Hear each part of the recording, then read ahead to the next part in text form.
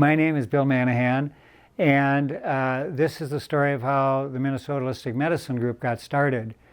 I was practicing in Mankato as a family physician, was also involved with a national group and of the holistic physicians, and I would come back home and feel lonesome. And so I decided, how do I get together the physicians in Minnesota and other practitioners to have a group that would look at the practice of medicine in a more holistic way. So that was 1989, I think. We met up here with 13 or 14 other people. Some were nurses, some were a couple physicians, and from other disciplines, and that's what started it. And they wanted to meet monthly, and I said, no, let's meet quarterly. It's easier for me living in Mankato. So here we are, 30 years later or more, 30, yeah, and still meeting quarterly on a Saturday morning. It's now gone from the 13 of us originally to about 800 or 900 of us, and from, I think, maybe 15 or 16 different healthcare disciplines. I am pleased to be here talking to the creator of the Minnesota Holistic Medicine Group. And I just want to give a little bit of an overview of what the Minnesota Holistic Medicine Group is.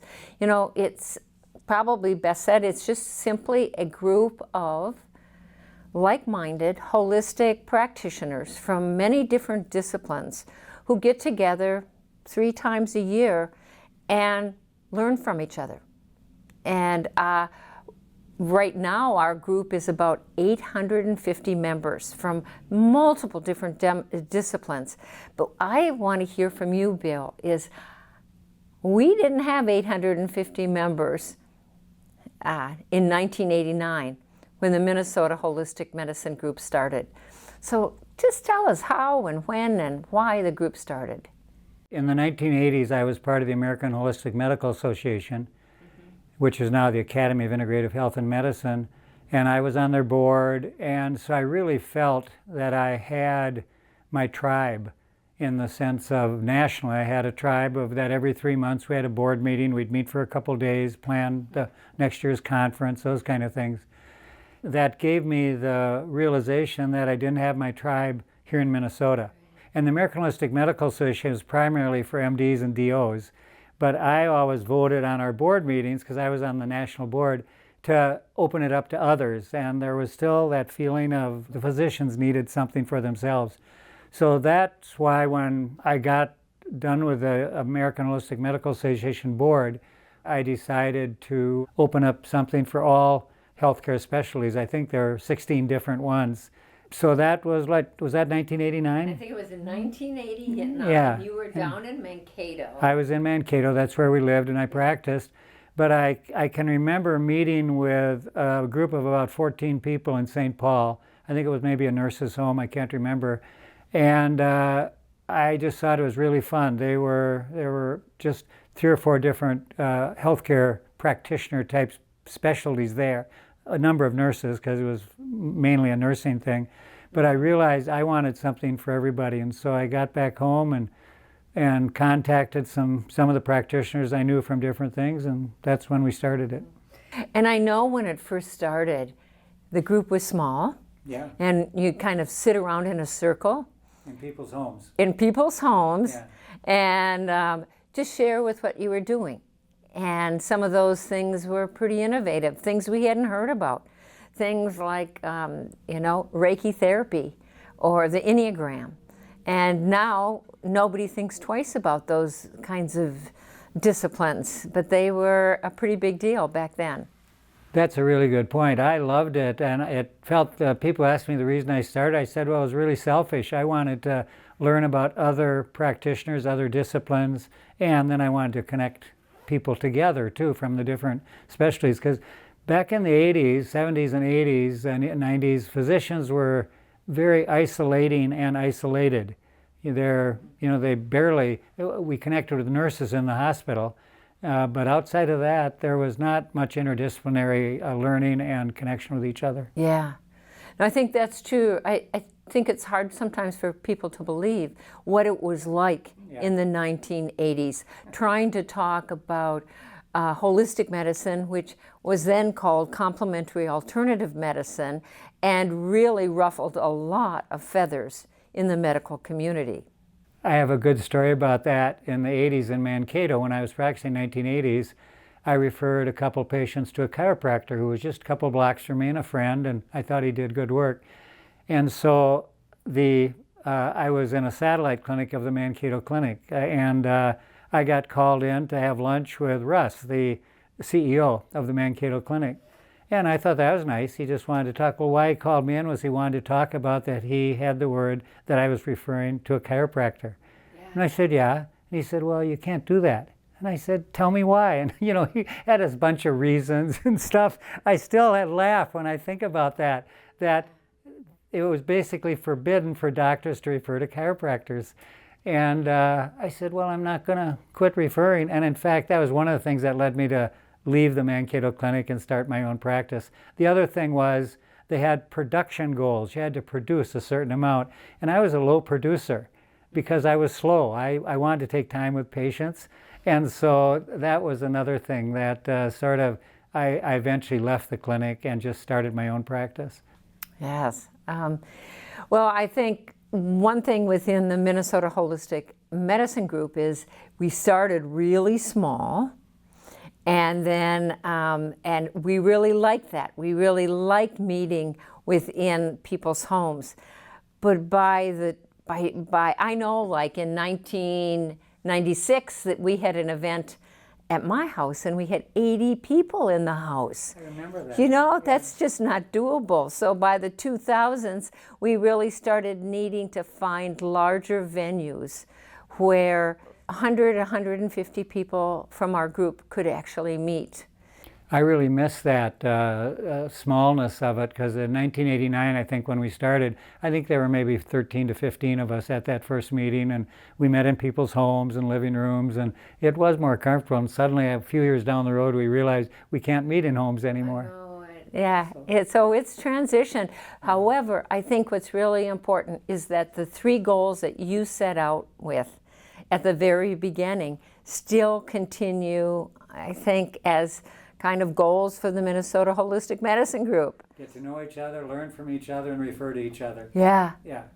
And referring to people broadly. I mean, when we talk about different disciplines, we mean the naturopaths in our community, the energy workers in our community, psychologists, Right. social workers, coaches. Yeah. We really wanted people to understand that there's other ways of healing out there than what is offered sometime within the conventional model.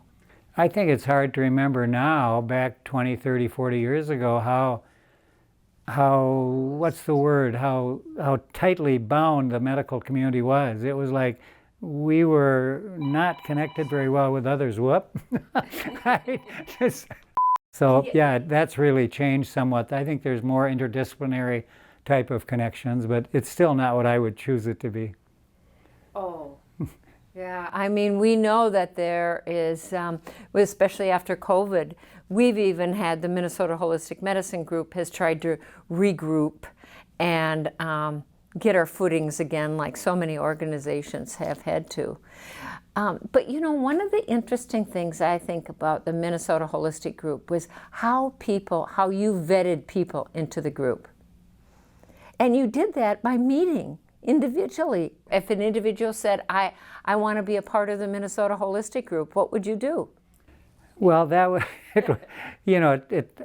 thank you for the compliment of a nice way to do it. But I did it because, one, I just like to meet with people, and especially healthcare practitioners, and they're fascinating.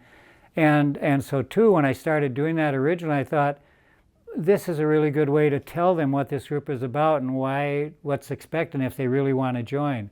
And so I never really thought of it as a vetting as much as are they in the healthcare field, and do they really want something like this? Right. So. However, with that luncheon or that time that you had coffee, you did a tremendous amount of mentoring.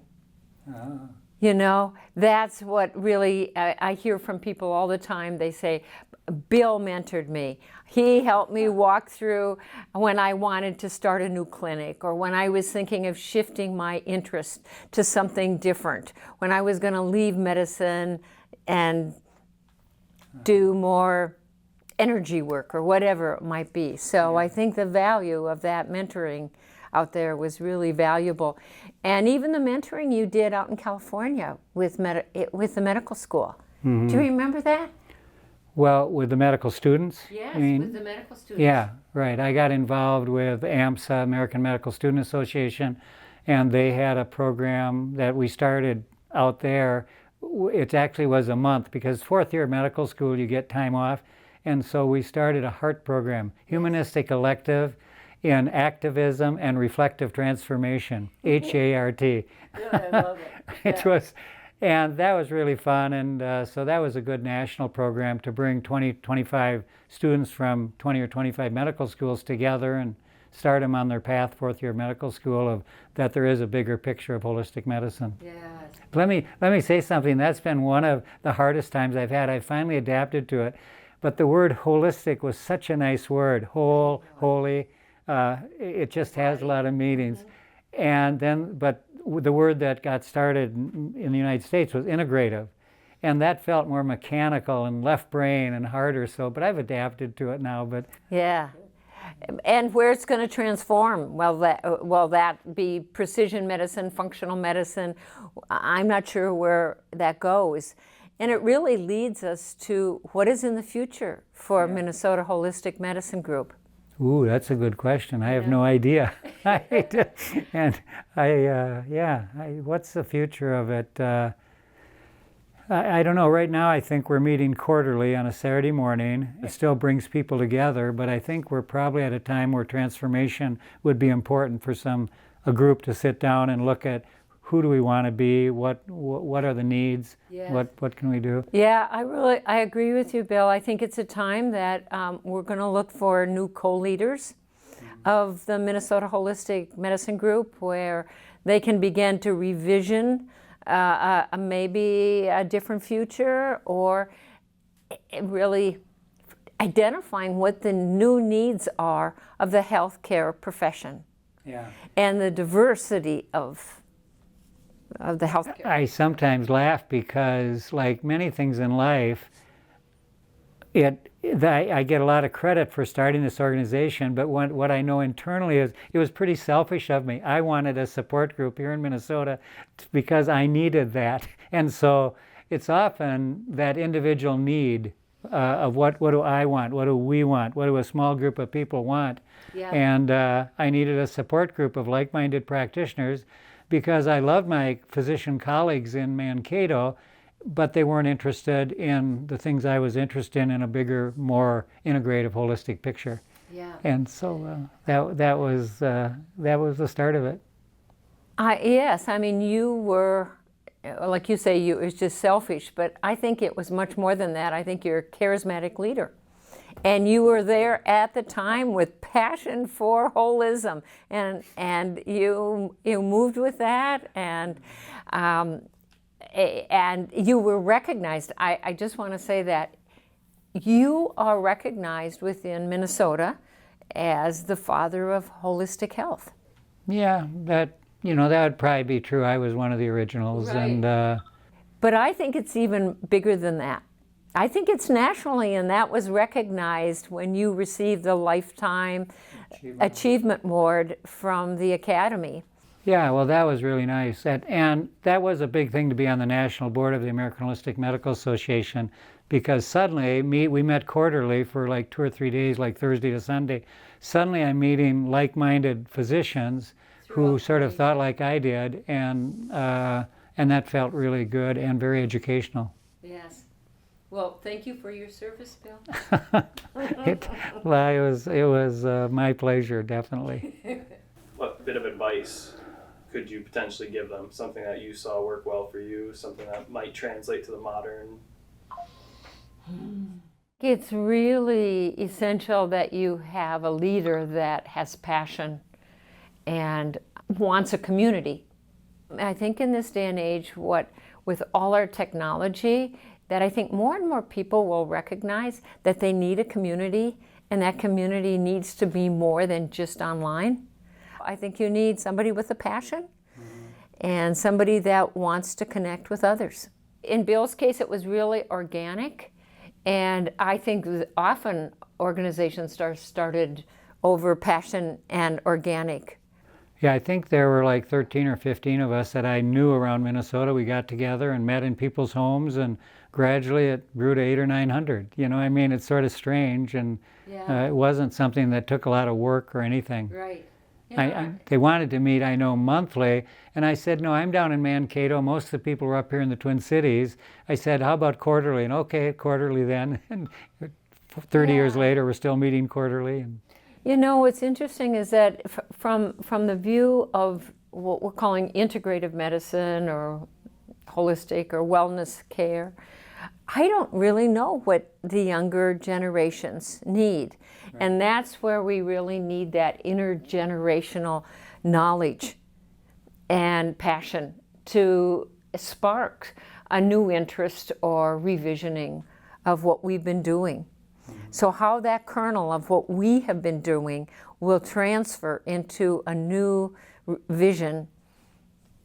That's a good point. Yeah, where are the younger practitioners, the doctors, the nurses, the acupuncturists, all the people? And I still don't see across the United States much getting together of healthcare practitioners from the 12 or 14 different disciplines. And I think it's important that we work together. I still go back to that original 3 goals of getting to know each other, learning from each other, and then that third thing is really important, being able to refer to each other.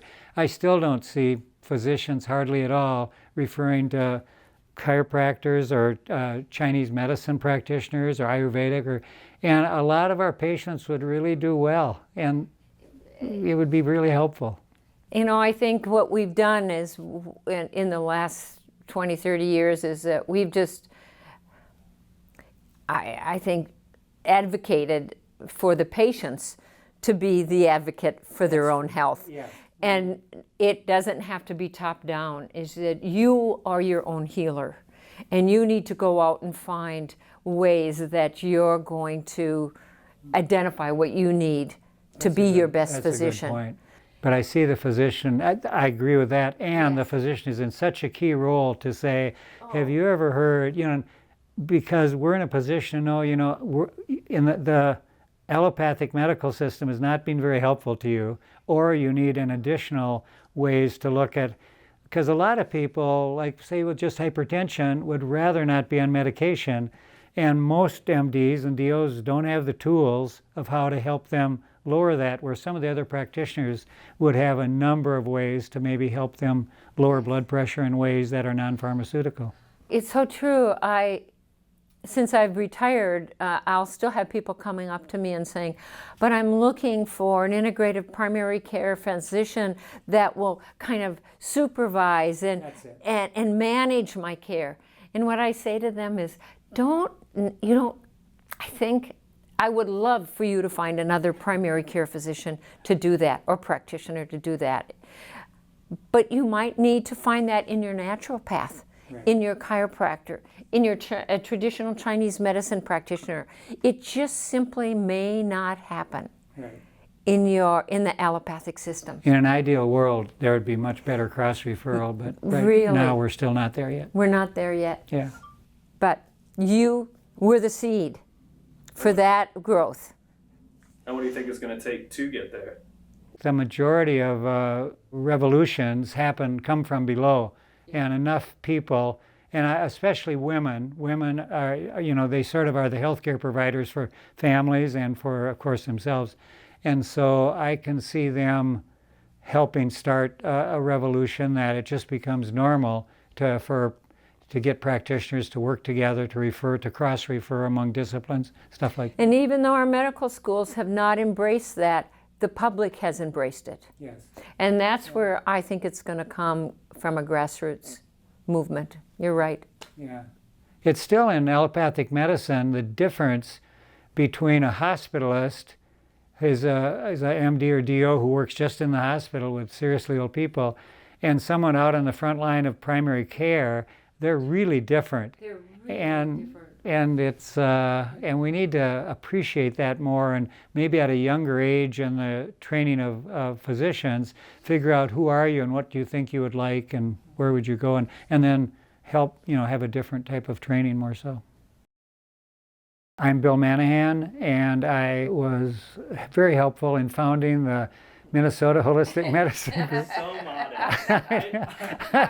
I need some vanity here. You know. I'm Bill Manahan, and I was the founder of the Minnesota Holistic Medicine Group in 1989.